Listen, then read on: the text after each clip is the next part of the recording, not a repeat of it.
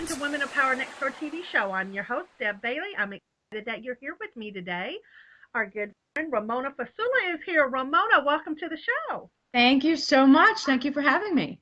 Absolutely. I'm excited that you're here because we're going to be talking today during this interview about something that is so exciting that you're bringing to people nationwide and eventually worldwide.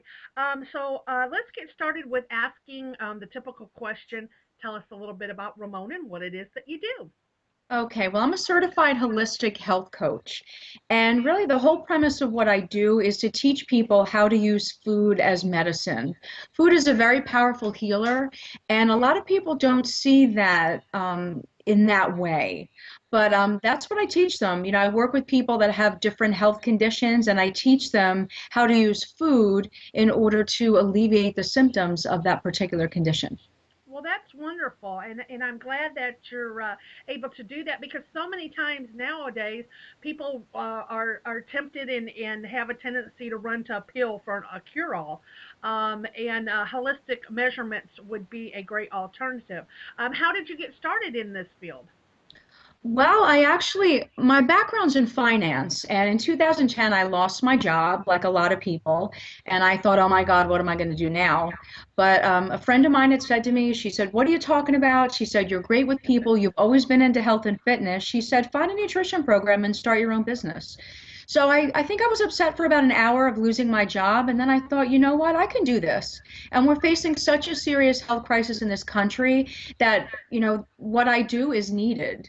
But I can't tell you how rewarding it is to just wake up every day knowing that I can prolong somebody's life by teaching them how to use food properly. Well, that's wonderful. I know my children. My daughter has ADD, and my son has ADHD. Even though they're adults now and with their own families, I remember that when my son ADHD was in school, especially elementary and junior high, I had to fight the school to keep him off of Ritalin. And I changed his diet, changed his habits of eating stuff, and it really worked. And to this day, he'll sit down and he'll tell you, he'll say, Mom, I'm so glad you didn't put me on that medicine. He said, because so many of my friends are, and now they're just, they're addicted to other things and everything. So I was glad that made that decision. It was a hard decision to make because not everybody seen it my way. Every year I would have to go in front of the school board and tell them this is what I'm doing. This is why I'm not putting my child on Ritalin. And I even had to take him out of school a couple times and teach him at home. So using food as a way to cope or a way to deal with or a way to cure, if you will, something like ADHD. That was just something that had to be done, but a lot of people are afraid to step up to the bat. I know they are because it's not accepted. In Hmm. this country, we're all about pharmaceutical drugs because that's Right. what we know. Hmm. I give so much credit to different doctors that are out there, like Mark Hyman, Dr. Joel Furman, Dr. Neil Bernard, who I had the pleasure of meeting over the summer. But these doctors are really teaching people, they don't want to put them on medication. They want to teach them about nutrition to keep them off of it. So, I really respect doctors like that. There should be more doctors out there that are like that are going back to school, getting degrees in nutrition and teaching people all about it. Good, good. What are some tips for maybe a mom that's watching or a dad that's watching this interview with us? What are some tips of basic things that they can do to maybe get a child more interested in food? I know my little grandson's 4 years old, and I swear he lives off a cheesy macaroni and hot dogs. And I tell my daughter all the time when I babysit every other weekend, I bring bananas and different foods and stuff, and she says, "Mom, I just can't get him to eat it."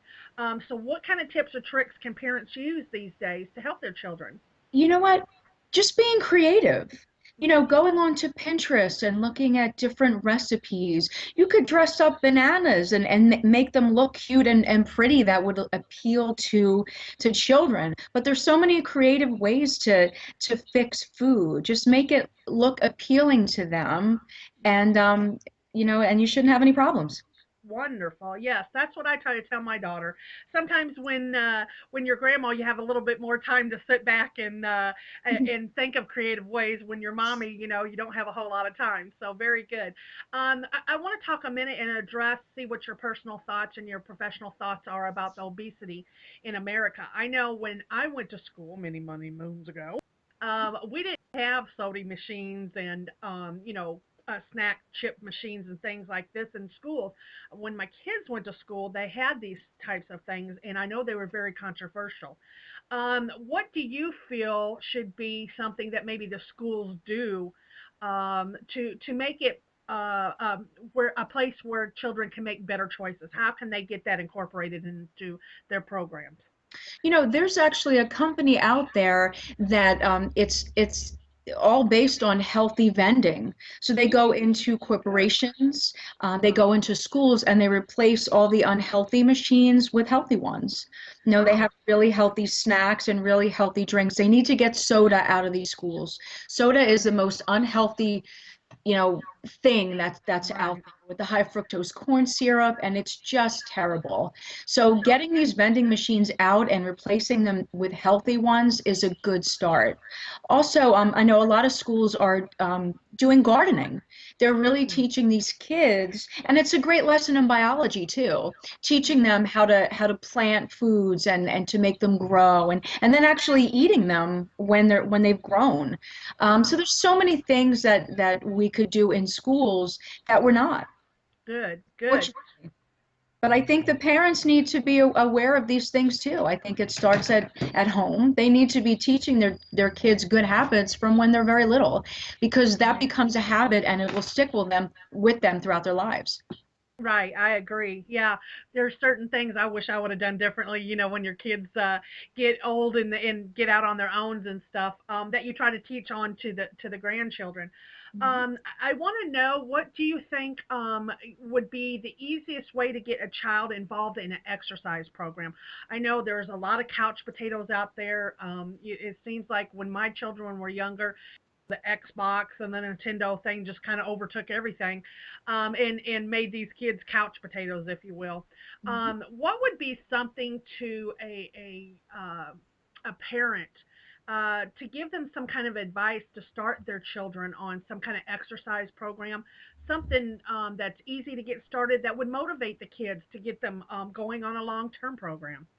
You know what? I think having kids, get into a group with other kids and do things together. Like I remember when I was a kid, we were outside all the time. We jumped rope, we did all kinds of different activities. But I think that getting them out into nature and competition. Kids love Mm-hmm. competition, so True. just getting them out and playing sports and jump roping and hopscotch was a big thing when I was a kid too.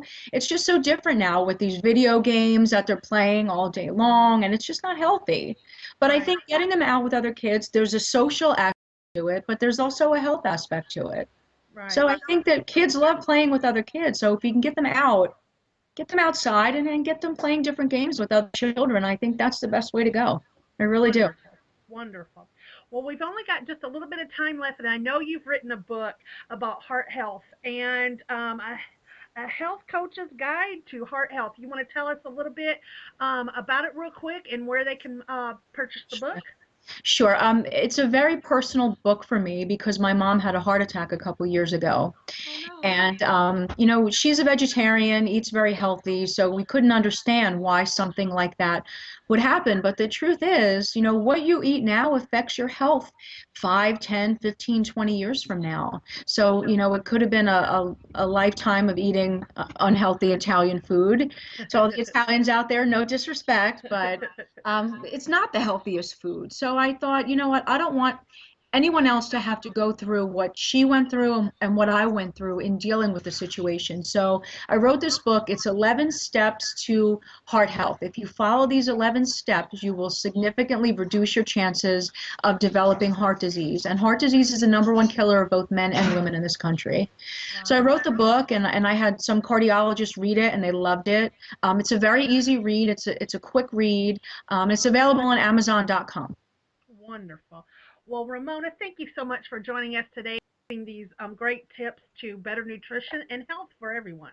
Thank you so much, Deb. Absolutely.